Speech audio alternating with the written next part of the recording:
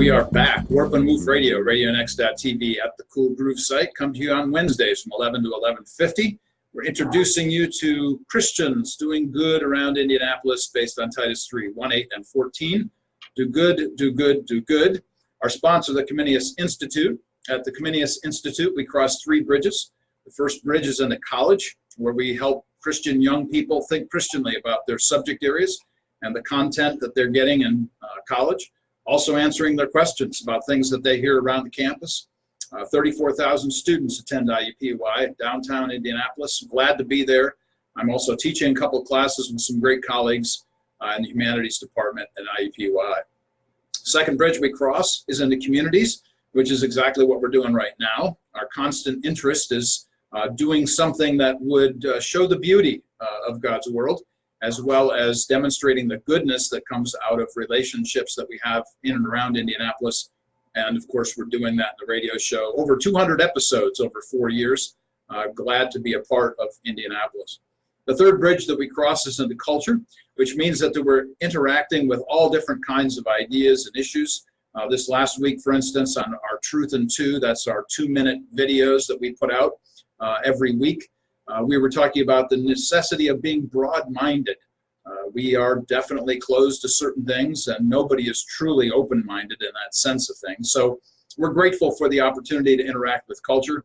We have a paper coming out here just in the next couple of months on neurodiversity, which is all about the consistency of interacting with people of all different normalcies, which includes intellectual normalcies.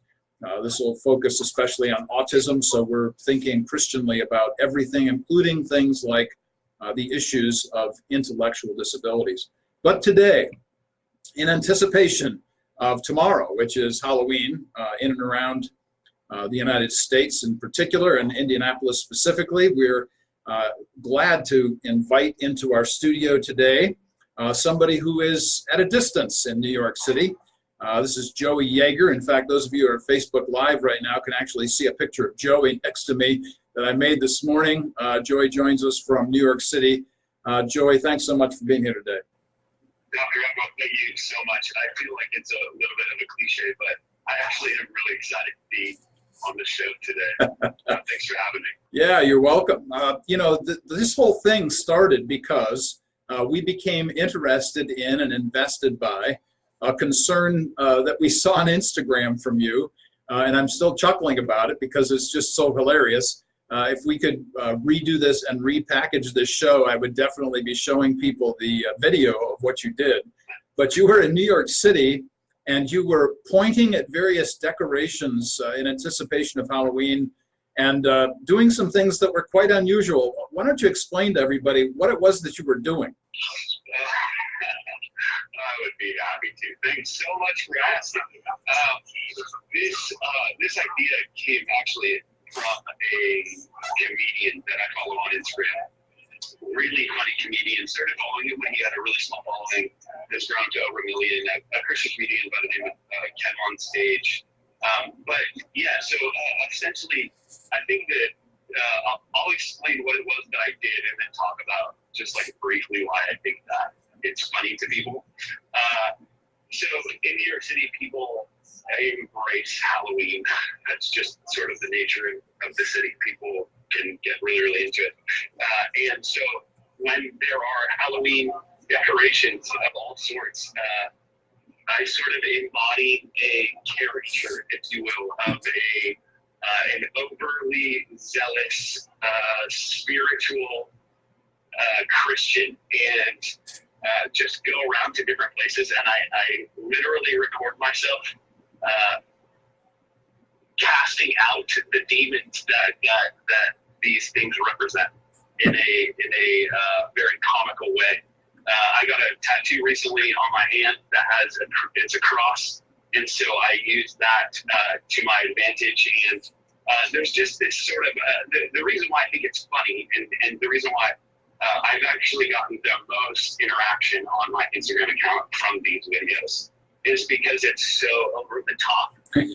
It's such an over the top response to what I feel like some people might feel on a much lower level, just in passing, when you see like a really grotesque sort of mask, you think, oh, that's gross. And instead of thinking that's gross, I start praying in tongues against it, or I start casting it out by quoting scripture over it, or pleading the blood of Jesus over it. And so it's comedy is really unique because in a lot of ways it speaks truth in a way that relieves the tension. And I think that is why there's such a positive response to that sort of thing. It's a tension relief around something that people don't really know how to interact with if they're a believer. And so I've taken sort of the far pendulum swing of how to interact with that one on a comical level, and I've done tons and tons and tons of really good response from it. Well, I have this big smile pasted on my face just because of thinking about that particular Instagram post. And if anybody's interested, this is Joe Yeager. You spell his last name Y-A-G-E-R. And go check him out.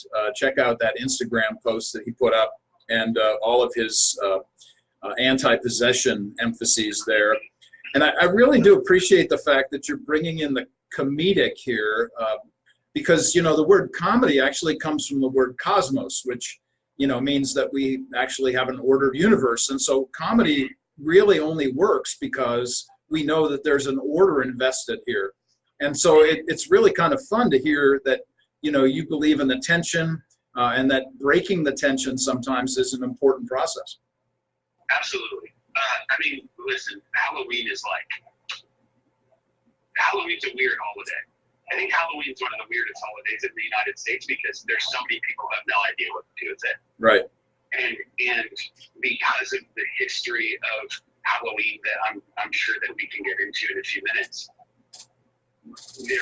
Halloween is the purpose of it is so uncertain, but we value it so highly. I was reading an article, Americans spent $9.1 billion on Halloween last year, 2018. So clearly it's a part of our ethos in America. Yes.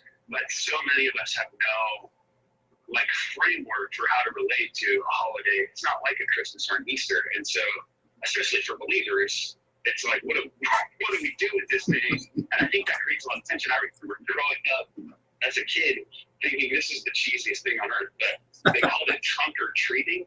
And it was like at a Mormon church or Seventh-day Adventist church. I don't remember which one, but essentially it was like, they couldn't even use the word trick. It was like, let's go to car trunks and pull candy. And it's like, there's only one time where it's appropriate to go to someone's van or car and pull candy out of their back trunk, and that happens to be Halloween. But it's such a unique holiday, and there is so much tension around it, and that's what comedy does, is it highlights the tension. So I love using that as an approach to this thing that even I would say I probably don't have a great idea about how we should relate to and interact with a holiday, air quotes, that is so prevalent in pop culture. So yesterday I was having a conversation with a friend of mine, actually a colleague on the campus of IUPUI, a faculty member there. He's the director of the Ray Bradbury Institute. For those who might not know, Ray Bradbury is the famous writer of many short stories and pulp fiction issues, including Fahrenheit 451. But Ray Bradbury, this particular faculty member and I were talking about this, and he said he was giving some of these Ray Bradbury stories out to his students that he had an online class he was teaching. And so some of the students were very, very conservative. They didn't really appreciate the Ray Bradbury horror kind of stories. And so we talked about that a little bit.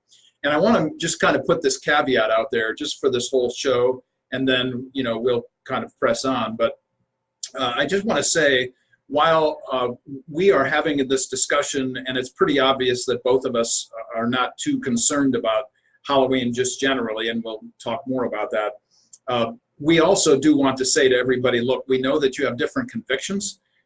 Everybody can have their own convictions as Christians, and I certainly hope that you're drawing your biblical base for those convictions out of Romans 14 and 1 Corinthians 8, which are the two classic chapters on developing Christian convictions.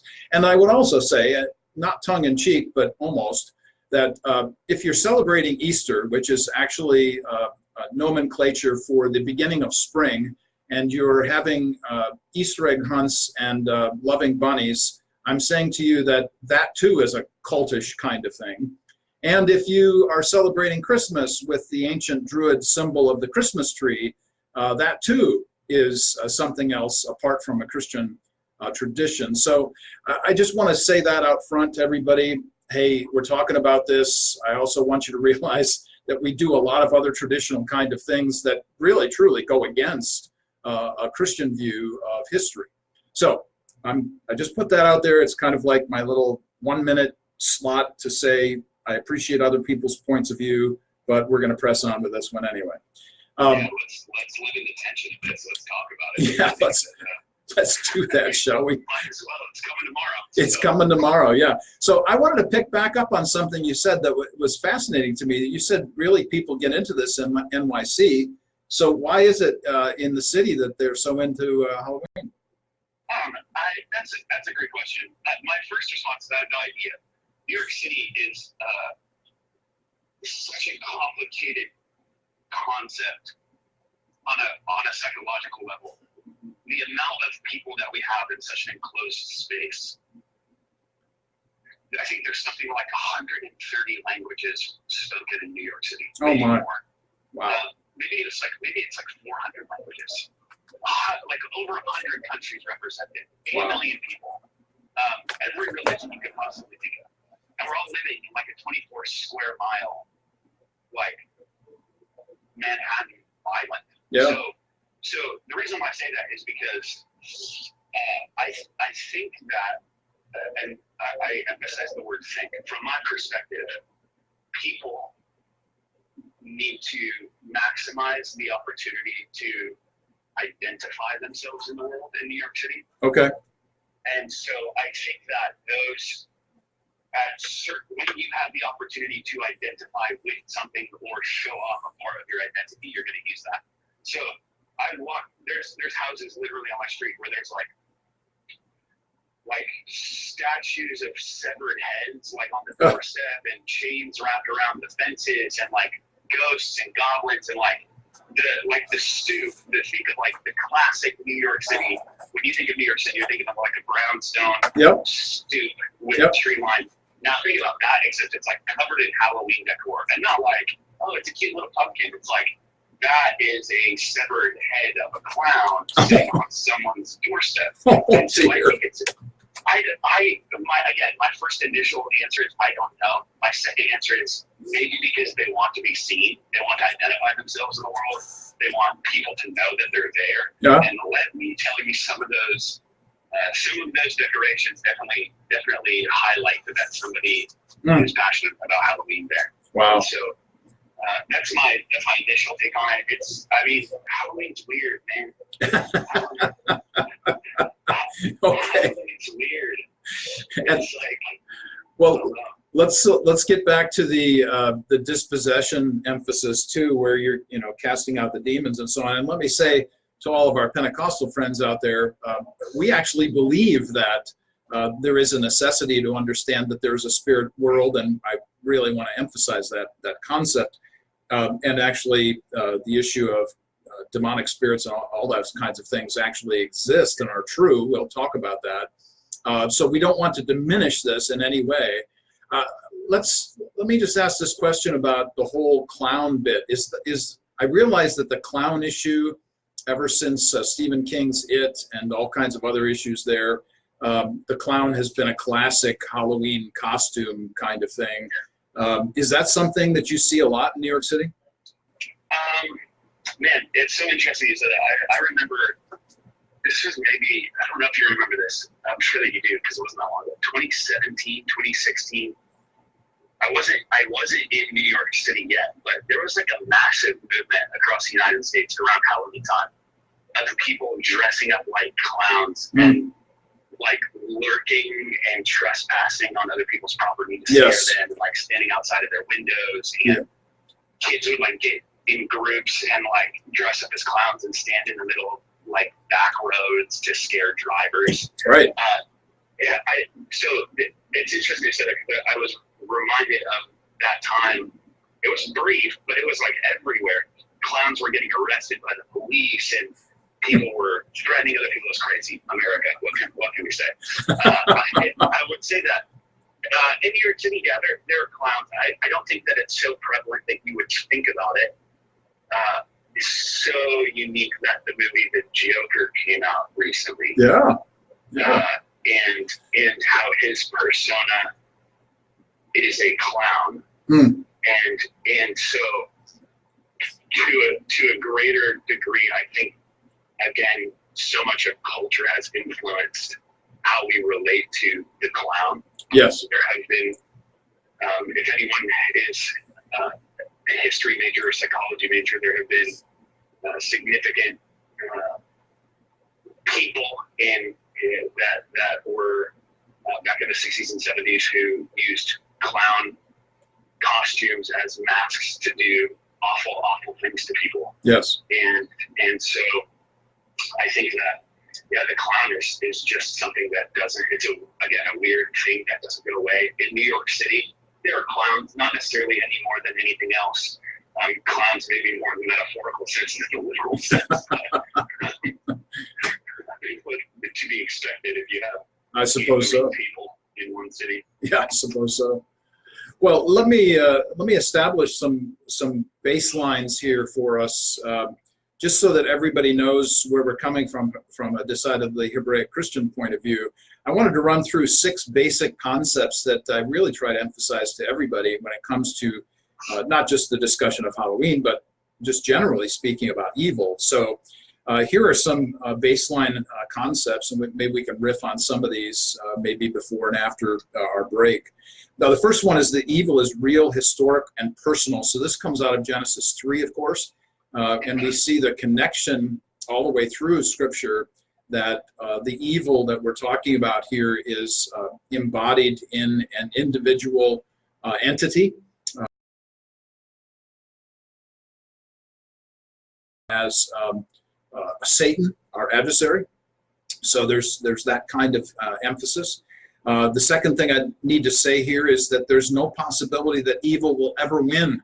So that's a real concern for us too, that we emphasize that. And we see this in Psalm 2, for instance, that God laughs. In fact, it's one of the few passages in Scripture where the Almighty is actually laughing, and he's laughing at the incapability of humans to overcome him as God. The third point that we need to make about this is that evil people follow the principles of the evil one, and that's really a powerful concern. We see places like 2 Corinthians 11, 13 to 15 really highlighted here. And then I'll just run through the other 3 because they have to do with goodness, and we really are focusing today on the evil. Number 4 is any good thing comes from the good God. Number 5, good people follow the laws and principles from this good God. And number 6, good always triumphs in the end. I think those are really crucial and concerning ideas that kind of we need to lay out as groundwork for us here. That's really good. Yeah, that's amazing. So I think you went back to Genesis 3. Yeah, so yeah. That's your tagline. That's right. Ever since Genesis 3, I've got a sign in my study that says that. If your theology doesn't include back to Genesis 3, your theology needs to be reconsidered. Yeah, that's right. That's right. And of course, as we all know, prior to Genesis 3, 1 and 2 set the stage for God's original intention. So we're really concerned about that as well. Yeah, absolutely. You know, I have an interesting thought on all of these concepts coming together. How I think attention for people with Halloween, particularly in light of Protestant Christianity, and maybe other religions as well, but I think one of the difficulties is the evil that's associated with Halloween. And so Christians are always living in this tension, the New Testament tension that I've received, which is like, don't be in the world but not of the world. Right. But also, Jesus ate with like sinners and tax collectors and hung out with prostitutes and like sinners. Yeah. And so that is, from what I can tell, the ultimate tension. Like, which side of this aisle are we supposed to be on? And right. I think we experience that when we relate to Halloween. Do you know a guy named Jack Chick? Yeah, Are you familiar with him? sure. So Jack Chick was the one that started the evangelistic tract publishing in the 1960s, like widely Right. started publishing. He's got a few tracts about Halloween that they have, they contain biblical truths. And I've heard stories of people being saved by them, but he has a Halloween tract that depicts Satan with the head of a pumpkin. Mm. And like Satan goes into this camp during a Halloween party, and he's like demanding human sacrifice, and it's like a little bit weird. He ends up killing a bunch of people with a chainsaw in the track, and Halloween is sort of portrayed supposedly as like Satan's birthday, and the only real defense against him is praying in Jesus' name and rebuking him. And so even all the way back to the 1960s, and maybe even further than that, there's been this weird interconnection of what you were talking about a little bit earlier, which is the spiritual realm that clearly you and I agree exists on some level. I came out of, I'm careful to say that. I spent a lot of time in the Pentecostal church, and so I'm very aware that is a part of the story of Christianity, that spiritual nature. But there's a lot of times in pop culture where and this is, I think, a really great example where these things sort of got woven together in a way that we don't really understand. Like Halloween as Satan's birthday is not really accurate. Not close. But there's so many people that believe that that's actually what it is because of the influence of certain Christian movements or pop culture movements. Obviously, these tracks were really, really big in the 60s and 70s. Yep. And they're linking two things in a way that is a little bit deceiving. Oh, isn't that the truth? Yeah, this is a big. Hear your thoughts on that. Yeah, this is a big deal. Actually, I grew up with these kinds of things. But before we do, we should probably take a break here from. Feel that tension. Yeah, right. Yeah, taking a break from the whole focal point of talk, and we'll move to music for a few minutes. We're going to be taking a one-song break, and when we come back, we'll be continuing our conversation with Joey Yeager from New York City about the issues of Halloween and the concepts that come out of that from a Christian point of view. You're listening to Warp and Woof Radio, RadioNext.TV at the Cool Groove site. We'll take a one-song break. We'll be right back.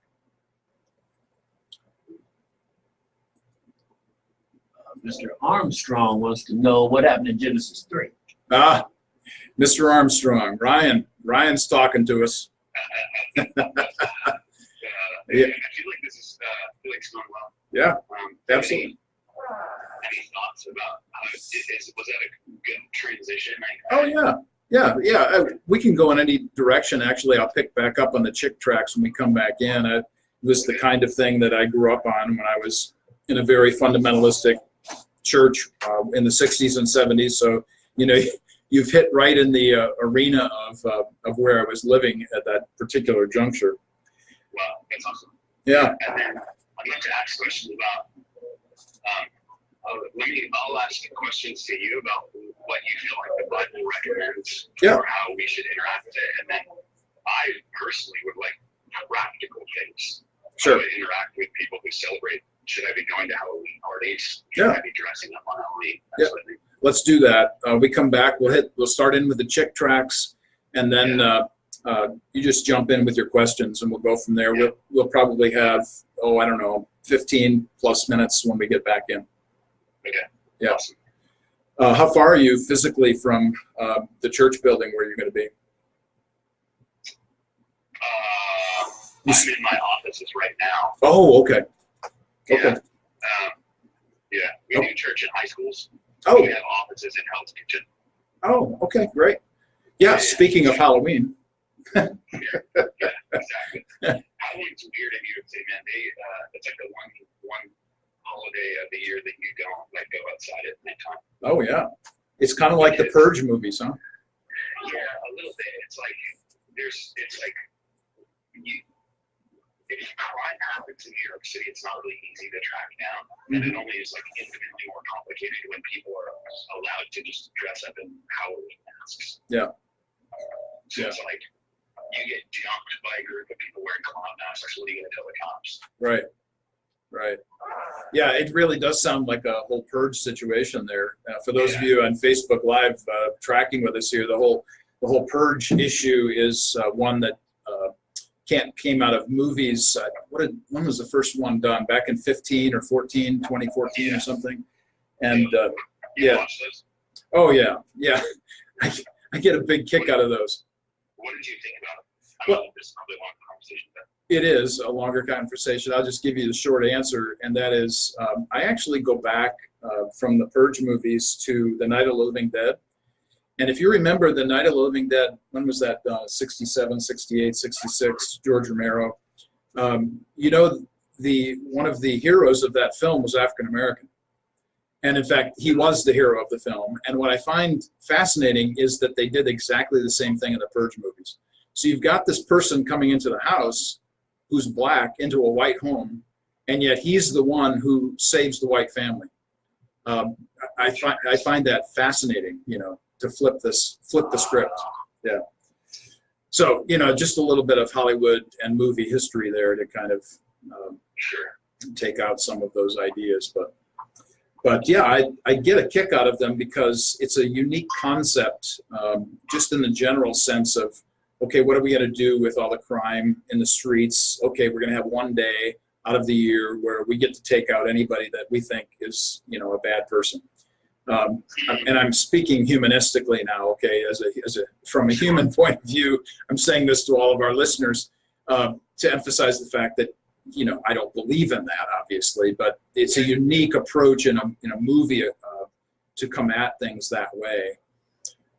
So yeah, there's some underlying principles of what people really want. They want justice, but they turn to revenge, quite frankly.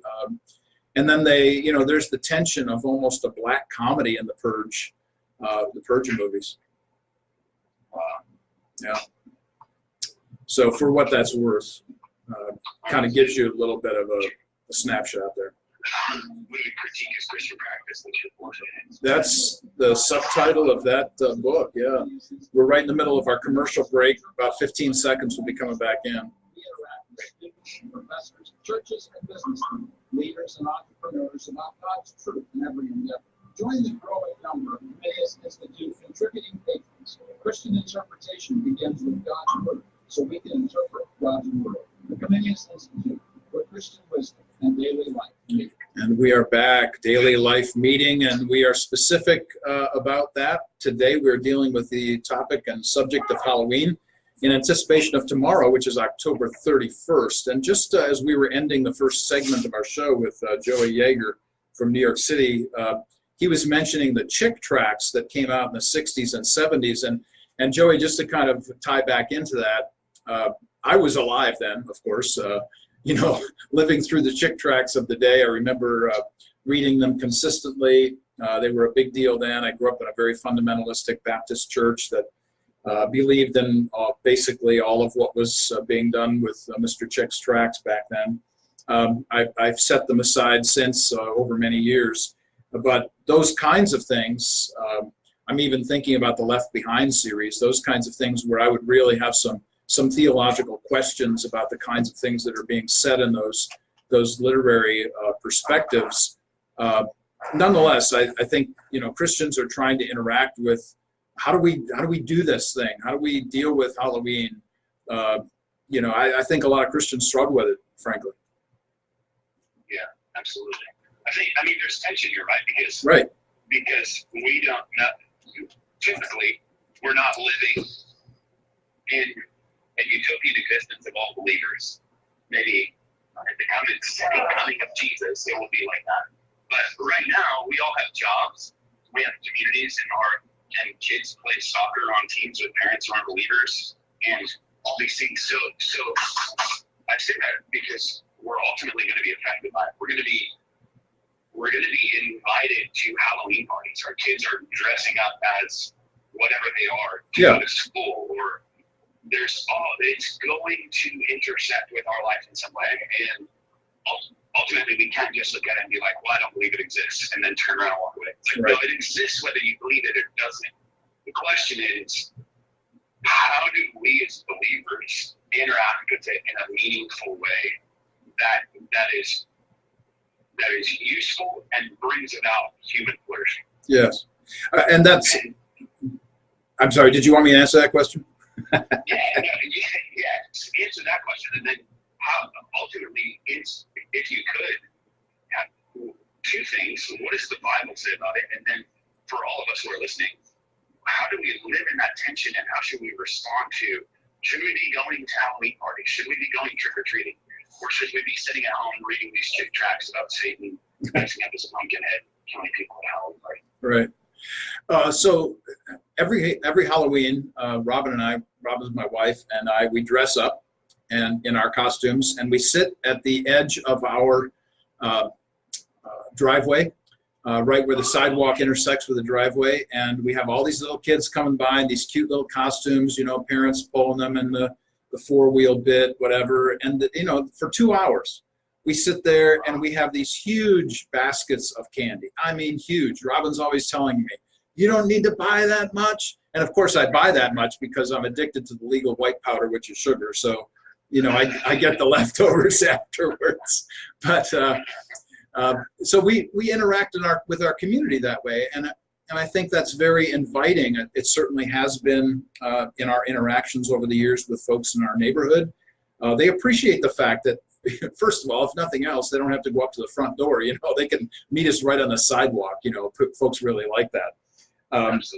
The second thing I would say about that is that these are little kids, and they're really having a good time, and they like dressing up. I mean, I've got 4 grandkids, and they love dressing up. My little Isaiah, his aunt bought him a ninja outfit. He loves that thing. He loves to dress up. It's just part of fascination and fantasy and imagination and all those kinds of things. Excuse me. And the concepts, I think, that are important in that highlight the imaginative spirit that is resident within us. So I would say all of that to kind of to just give a general overview statement or response to that question. But, on a real practical side of things, going back to the sugar issue, I mean, it's free candy, man. That's what I think on Halloween. It's free candy. And what a cool way to go about meeting your neighbors and having discussions with people. Every Halloween, I've had at least one great discussion with somebody as it relates to whatever it is that we're talking about on the street that night. And so I really get a big kick out of doing this. It really does come back to the issue of community and what kind of response are people in the world going to have from me as they see me. They already know who I am. They know I'm a Christian theologian. I'm a professor. They've talked with me before. So they're really interested to see, hey, he dresses up like everybody else in a costume. No, I'm not going to dress up like an axe murderer or some kind of clown that's going to do something awful to you. But it's for fun and it's for imagination, and I join in that whole celebration. So that's really good. I want to highlight a couple of things. First of all, I love that you said the communal aspect of Halloween. Yeah. It's like the only time ever that your neighbors are going to be okay with you coming up on their doorstep Yeah. and ask them for something. Yeah. We live in a really unique time and culture where that probably was a lot more popular longer ago, but now it's like if you're ringing the doorbell and you're not ringing delivery, don't touch my doorbell, man. But Halloween, it's this like cultural moment where everybody sort of lowers that standard and people are invited even past the doorstep and into the house sometimes, sure. depending on the type of neighborhood that you live in. And so what I think that this plays into that I'd love for you to talk more about is because I think that I can hear people in my head pushing back. Well, what about when the Bible says to dwell on what's pure and lovely and to abstain from witchcraft and to expose darkness and to be different from the world? I can hear those valid conversations, there's verses that people could use to defend those points of view. But my question is, in light of the fact that Halloween is so weird to me and so unique that it's like, let's dress up as people that we're not and go on each other's doorsteps. There is fundamentally a communal aspect about that. And the question then becomes, how do believers take advantage of impact opportunities? Where we can look at a situation like Halloween and we can say, this is actually an opportunity where it's okay for me to talk to all of my neighbors. And then, so that's two parts. One, recognizing that you as a believer actually have an impact opportunity, meaning you have an opportunity to impact your neighbor in some way very meaningfully. As you were saying, at least every year you have one good conversation. Yes.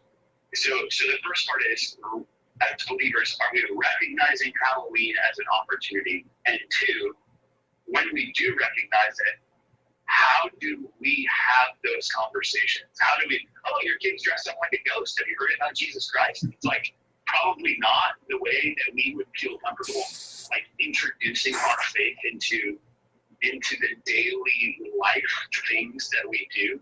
How maybe talk about your personal experience, but then go a little bit further, because for you as a professor, as a theologian, a published author, somebody who spent their whole life doing this, I used to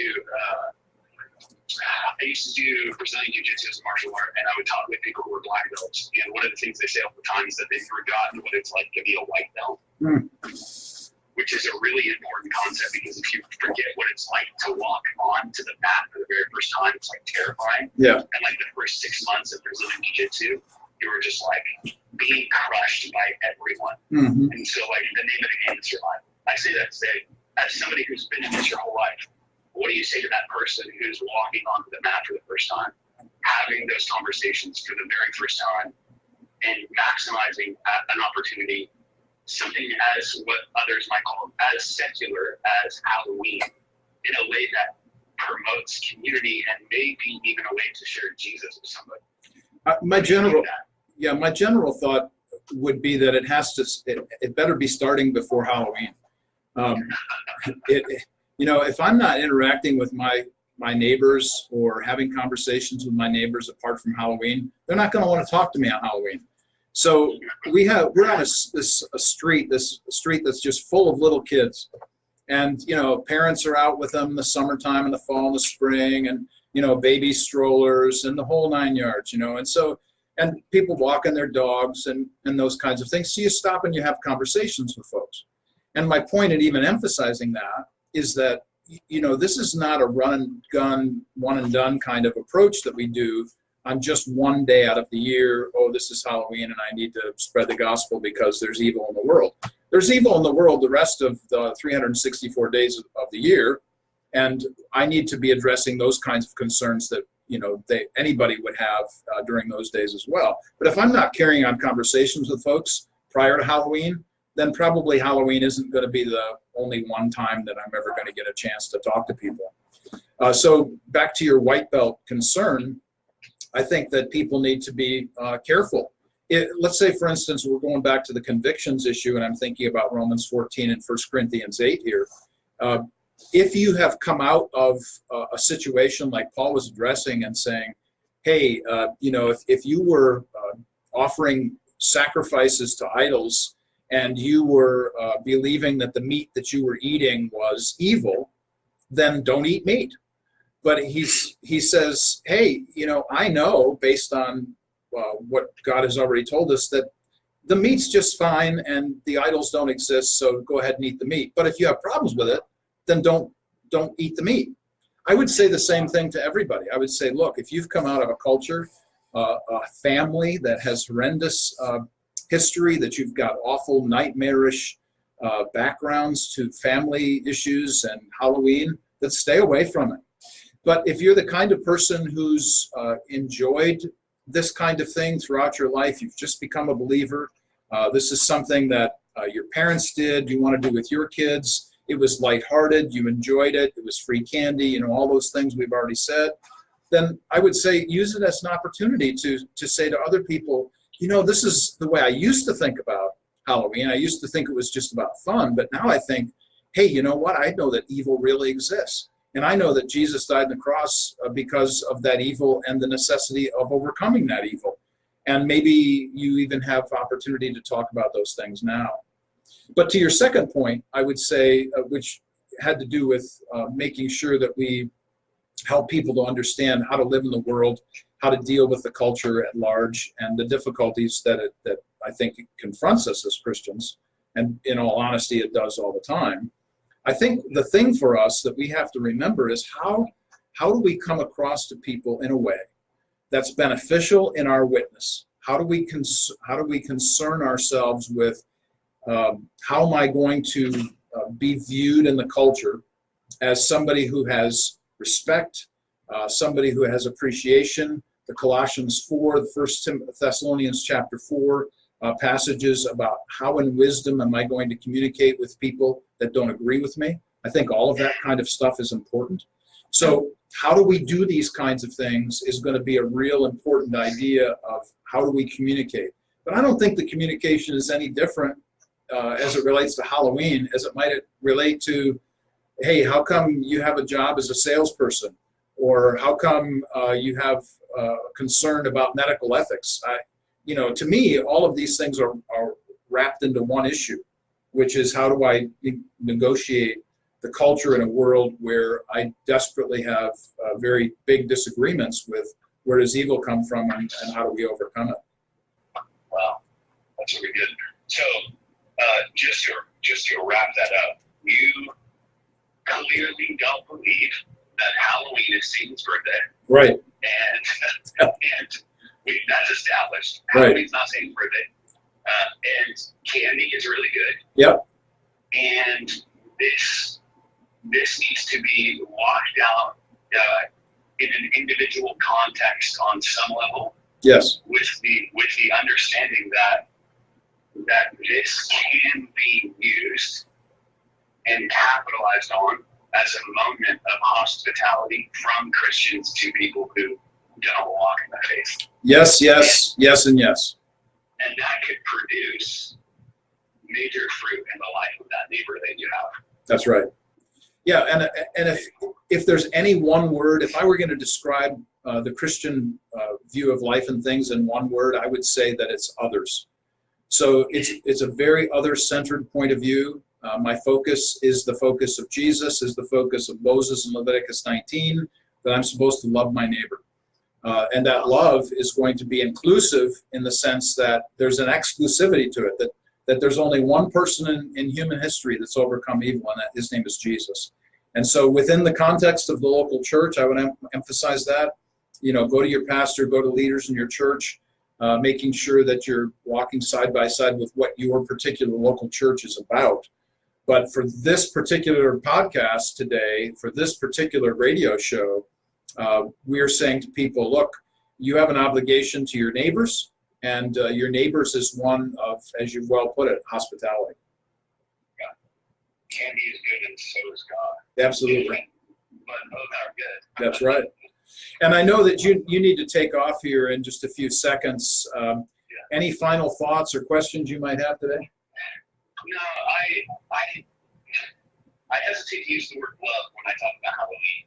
Halloween is interesting. It's a highly hospitable but supernaturally bent holiday, and so people are interested in interacting with the spiritual part of the existence of humans on Earth. And Halloween is one of those really down-to-earth moments where people are fascinated by the things that they can't see. Yes. And we as believers, if we're putting in the work, can develop a theology for what it is that they can't see. There that you was go. Paul when he said, I know this God that you worship that you don't know. Yes. And so I think that Halloween, in a lot of ways, with respect to how some people grew up and what you were saying about relating to food sacrifice aisles and things of that nature, I would say that for the majority of Christians, that's not the experience. Right.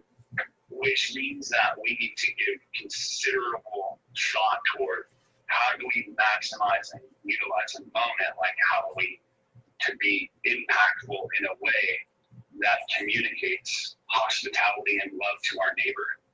And Halloween's not the first thing that you think about when you think about loving your neighbor and hospitality and inviting them in, but everybody would go to a Halloween party because that's what people do on Halloween. And so why shouldn't it be at your house? Right. Why shouldn't you be the one showing hospitality in a way that reflects Jesus? Don't step over the values and the belief system and the morality of what God lays out for the Christian ethic, but honor God, but then love people and do good. There you go. Do something good. There you go. Good. So. Thanks so much, Joey, for being with us here for today. I know you got to run. You've got other places to go and people to see. So thanks for spending some time with us today. Yeah, absolutely. Yeah. Thanks for having me. I'll look forward to the next time. And thanks, everybody, for joining us today. You've been listening to Warp and Woof Radio at RadioNext.tv at the Cool Groove site. Next week, we come back to you again. We're going to be talking with Valerie McRae next week as a psychologist and somebody who is actually interested in becoming president of the United States. So you won't want to miss that show, Valerie McRae, next week. Thanks for joining us this week. Our discussion about Halloween, the podcast will be up later on. Grateful for everybody that's invested in this. Josh Collingwood behind the scenes. Appreciate his digitization of everything. And our great producer, Harold H.B. Bell. Thanks, man. Digitization. There it is. And we'll be back again next week. Thanks for joining us. We'll see you next week.